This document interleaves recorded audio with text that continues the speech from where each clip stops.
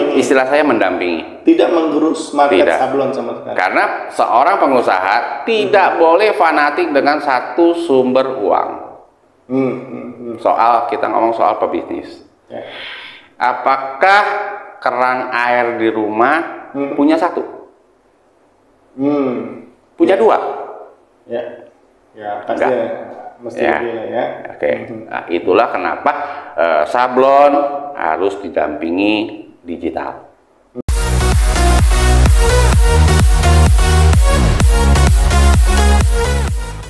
Sobat Print Media, sangat istimewa. Hari ini saya bersama Pak Limanto Ten. Ya. Panggilannya orang paling baik di seluruh dunia, Ko Alim.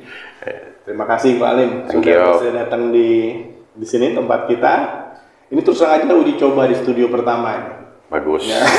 Bagus. Korban pertama. Bagus. Nah, jadi Ko Alim ini dikenal sebagai apa berarti ya? Sebagai pemilik Aladin SPS, boleh saya sebut itu atau? Founder lah ya. Founder ya, founder Aladin SPS. Ya. Boleh nggak ceritain sedikit kenapa bisa terjun ke sablon? Atau bagaimana lah lebih pasnya? Sekalian bagi share nih, enak. Boleh, Gini, silakan. perusahaan ini sudah 45 tahun.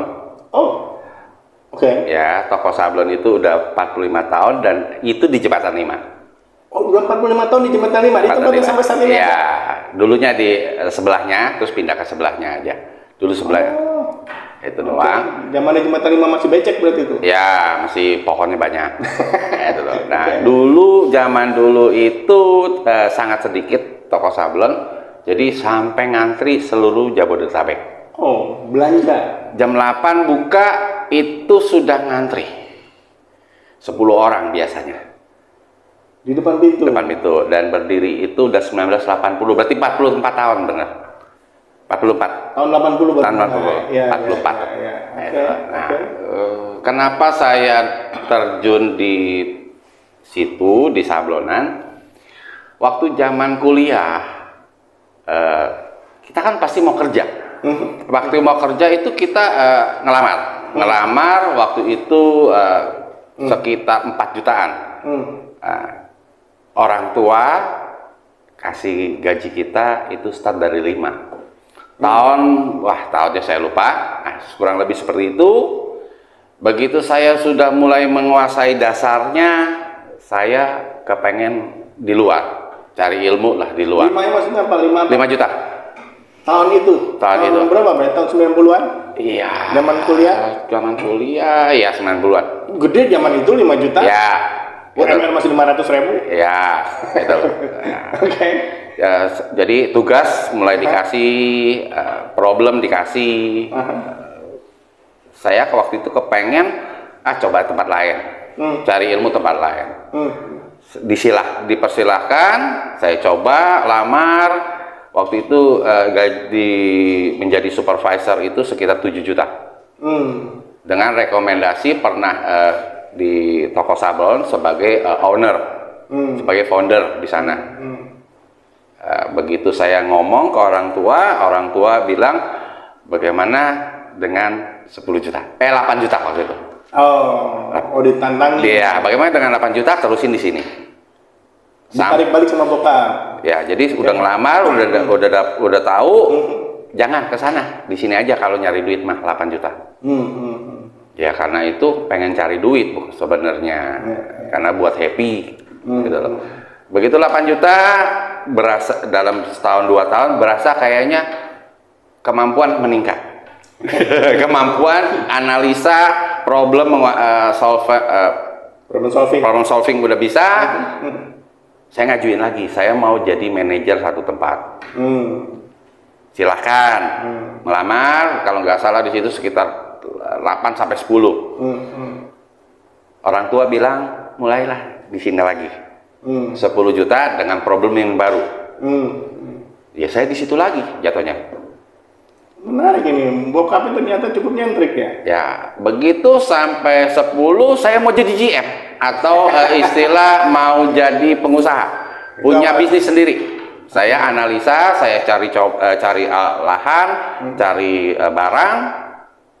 Saya dapat kalau nggak salah DVD rental waktu itu, DVD, VCD segala macam. Nah, itu kurang lebih saya analisa itu bisa menghasilkan 10 sebulan dan bisa buka cabang.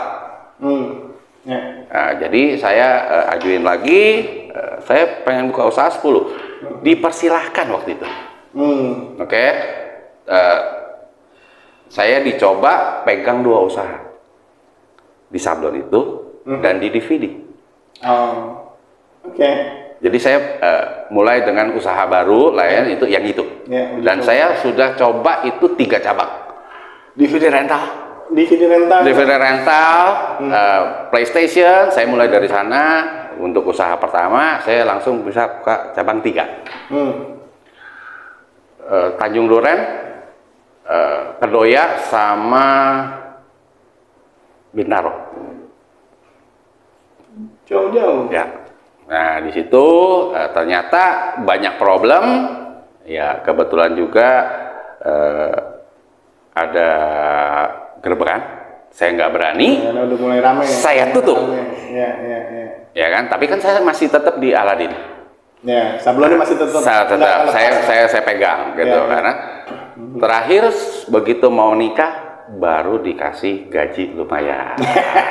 Angkanya jangan disebut sampai sekarang. Nanti saya bisa ikut ngelak. Seperti itu. Jadi kenapa saya nyemplung itu. Itu ceritanya. Iya. Cerita belakangnya menjadi Aladin. Ya.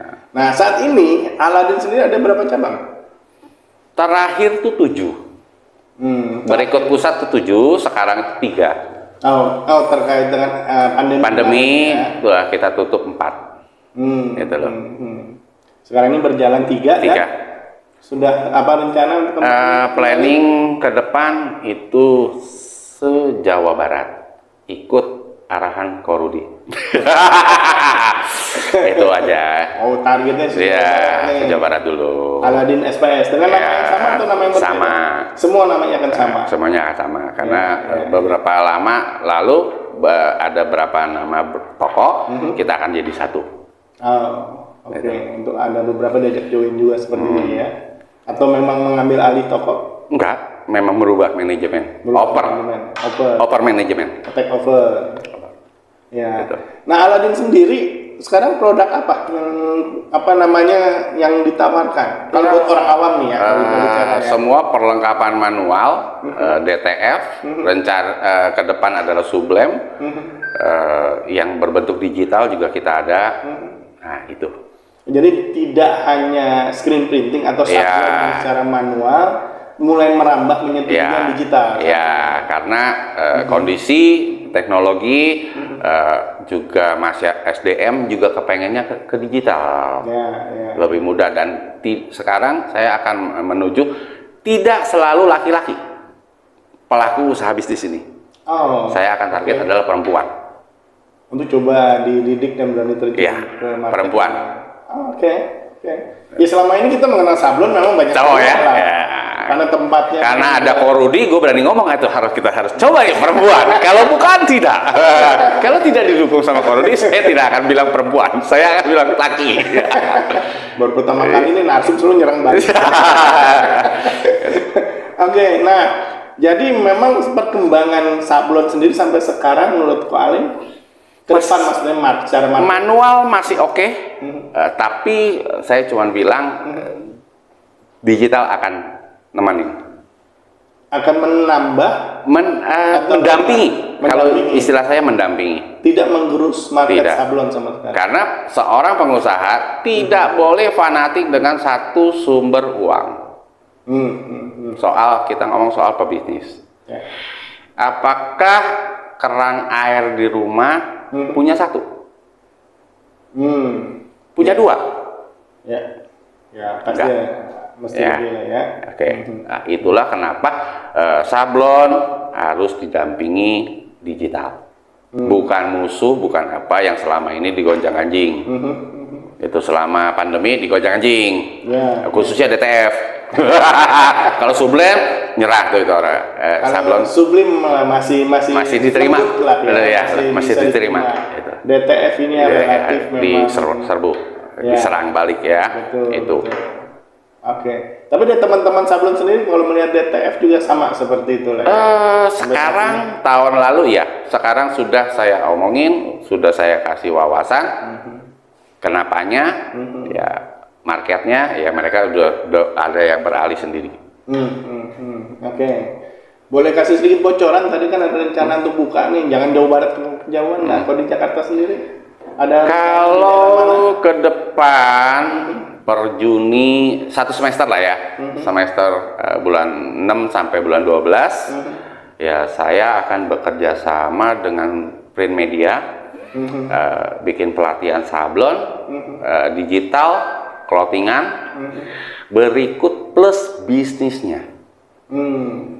Ya, saya juga punya teman satu yang namanya nah, nanti dirahasiakan. Karena akan banyak, ya, karena akan banyak bukan satu orang.